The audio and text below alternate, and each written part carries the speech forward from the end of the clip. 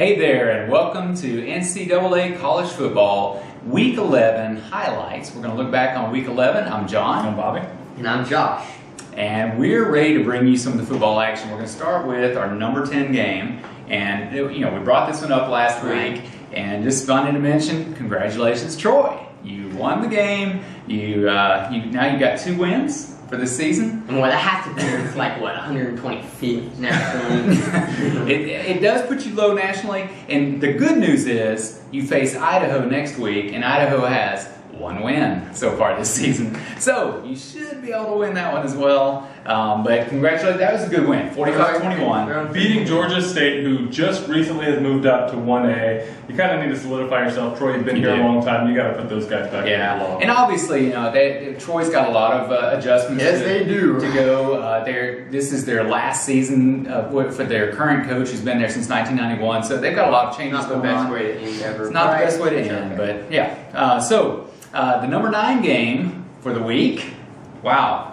I was dying. A crazy game. We couldn't actually see it because we weren't able to get this game on television. But Boise and New Mexico, 28 high flying, high scoring. 28-14, 400 plus rushing yards in the first half. Tell me about this Grant Hedrick. He had a total of 500 yards. He's the quarterback that in the beginning of the season went 5 touchdowns to 9 interceptions in against Ole Miss. Well, 3 to Ole Miss and 4 to Air Force. Yeah. And now in the past, 5 games so far? He's been, I think, 15-2, 15 touchdowns to 2 interceptions. That's a turnaround right there. Yeah.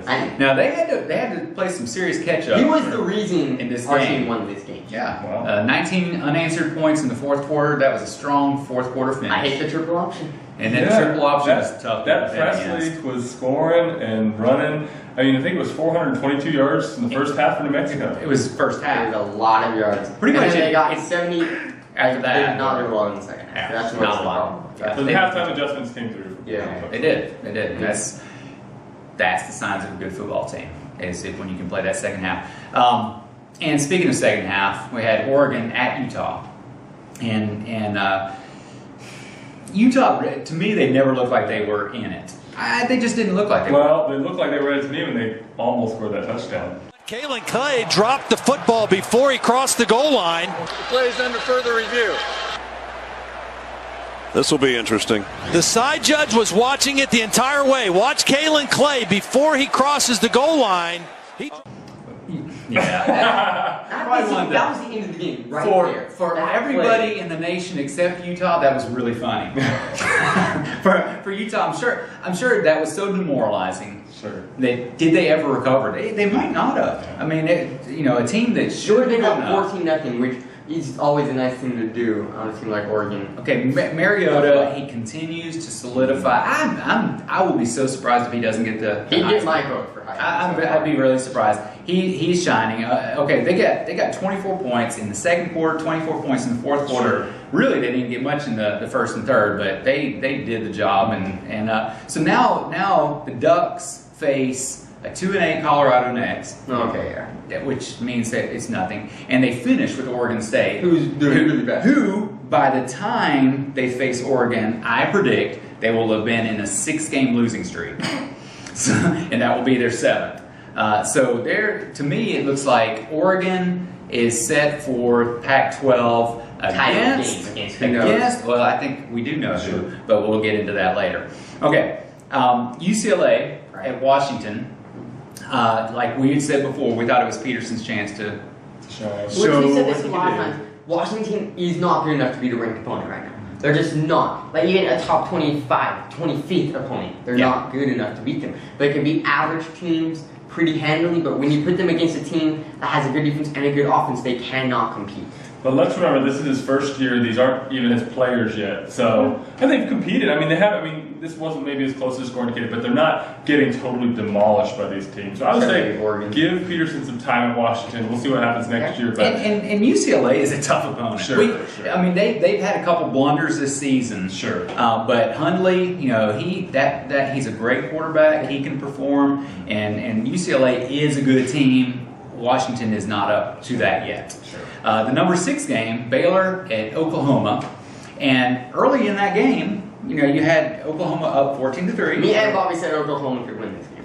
And hey, there was somebody picked Baylor though, right? Congratulations. thank you. And so in that game, and after that, Baylor went on scoring 45 points, and Oklahoma. I think for some reason, somewhere along the way, because they lost West Virginia, right?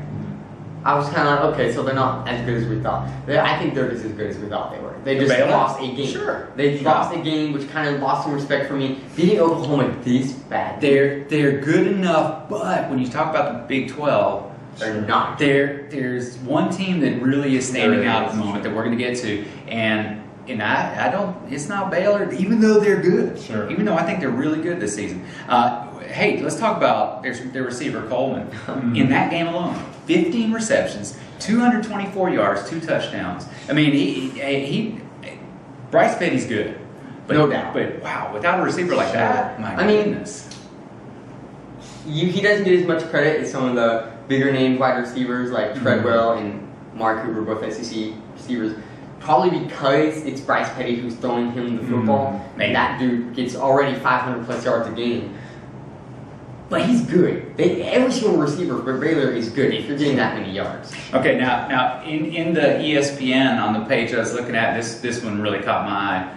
This is Baylor's first road win against a ranked opponent since 1991. Wow. Wait, Baylor's first road win against a ranked opponent since 91.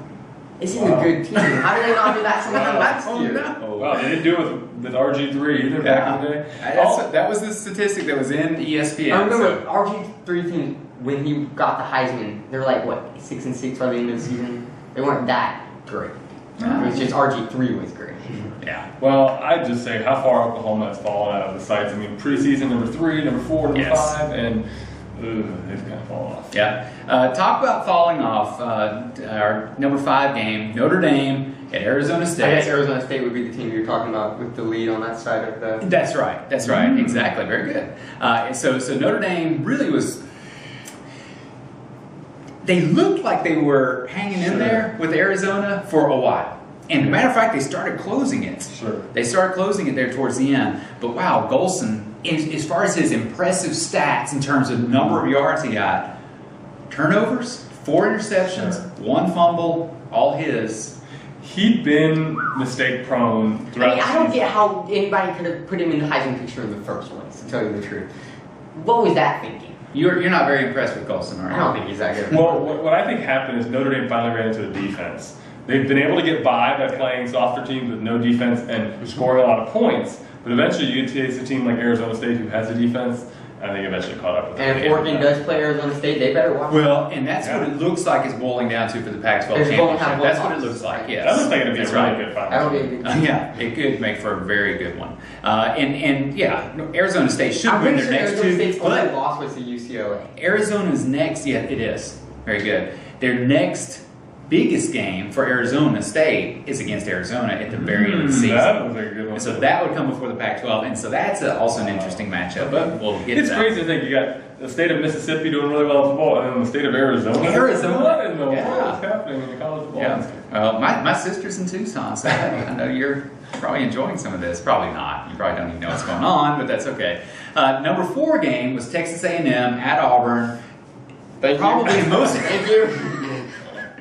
The Ole Miss curse struck Auburn. Auburn, I'm I sorry about called it. that. I was He like, said it. hey, He you said this gotta last watch out week. for Ole Miss. Wow. You play Ole Miss. They're just that physical. 41-38, Auburn had a chance to get back in. Oh my goodness. 2 The fumbles. end of that game. No, and it's not just 2 fumbles, 2 sloppy Sure. 2 fumbles where the quarterback's looking at the sideline and the dude hikes the ball. It was very ugly, and I know they wish they could have that back because they had a chance. Still feel like Auburn's a good team. I Yeah. think Oh, part of the without a doubt. curse, part of it is just it was just a sloppy game. It really and, was. Nick Marshall did not play as good as he can play. Sure. No. I would expect them to bounce back. I think that they're still a good team, but I mean, that knocks them out of the playoffs. They can't make it into Yeah, the it playoffs. does. It does knock them out with 2 That's losses. tough. It does, and they've still got more games to go this season. So Right? They do. they've got something to win as well as the Iron Bowl at the end, and that's going to be a tough one as well. Iron Bowl. Number 3, we have Alabama at LSU. My word, I about had a heart attack watching this game. Alabama with 50 seconds left after LSU finally got that pull-ahead field goal, and 50 seconds, I didn't think there was any way. Well, I'm sorry. If you're not an Alabama or LSU fan, I think it's become a pattern. Just don't watch the game if you like offense, because when was the last time either of these teams had really just high-scoring The second half of that game for Alabama offensively was dismal. 3 and out, 3 and out, 3 and out. It was painful. But so was LSU. Both of the teams couldn't go anywhere. Well, let's run it better. It got really interesting with a minute to go. Yeldon fumbles inside their own territory.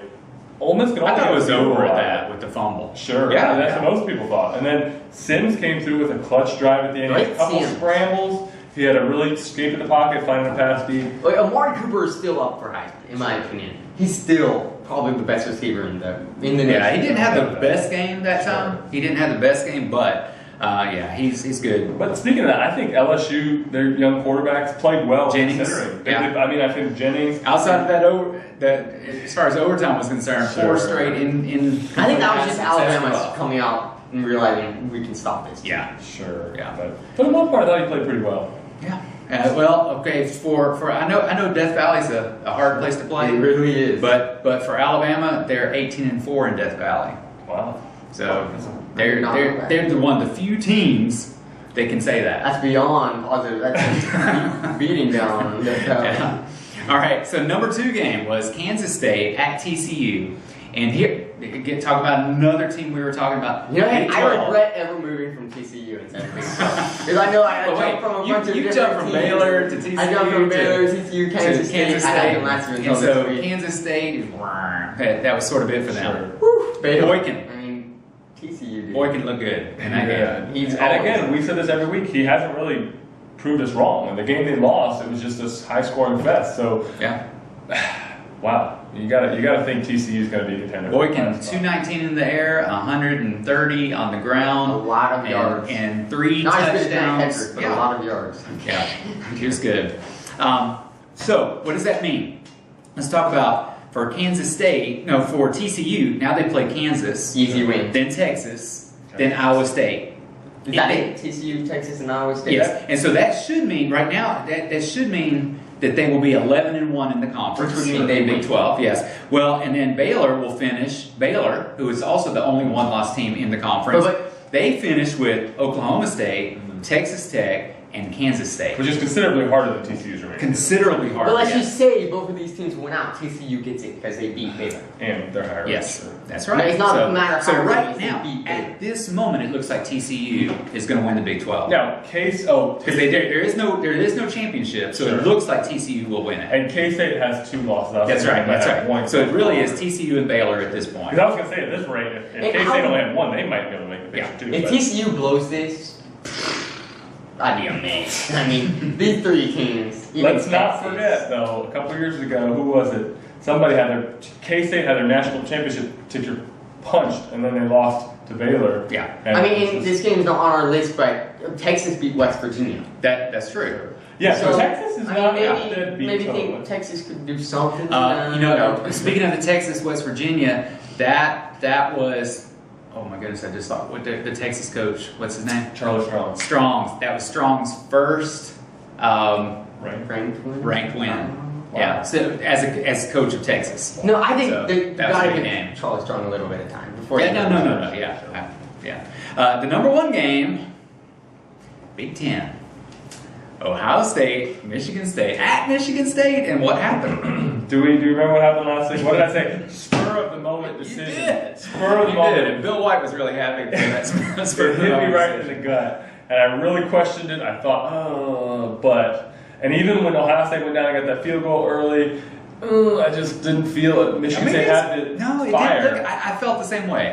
It didn't look like Michigan State had it. It looked like, and wow, Barrett and Ohio State. We've been talking strong. about Ohio State team. They've been looking better and better and better and better since that embarrassing loss for Virginia Tech. Yeah. No offense. Embarrassing loss for Virginia Tech. This team can play football. They can score points. They can go and They've got big guys on defense too. but I don't really see too much out of their defense at this point. But I think they can score with the best of them. That's right. The only problem is, will they get into the playoffs? I don't think it's even possible. No, Unless one of the top 5 teams. Let's talk about that when we do our Week 12 preview, because we're going to talk about the playoffs. But that's it for our Week 11 highlights. Join us again for Week 12.